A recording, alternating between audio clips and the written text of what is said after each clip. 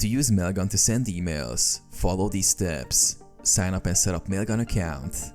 Go to the Mailgun website and sign up for an account. After signing in, you'll be directed to the Mailgun dashboard.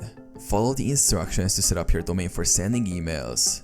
Verify your domain. You will need to verify your domain by adding DNS records provided by Mailgun to your domain's DNS settings.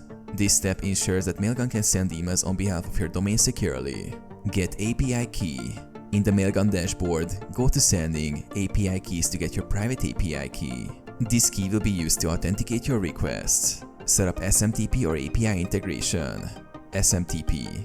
If you're using an email client, configure it to use Mailgun's SMTP server with the provided credentials.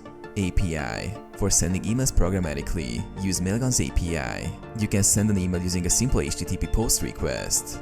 Use the following endpoint with your API key for authentication. Send test email. Send a test email using the Mailgun API or SMTP to ensure your configuration works.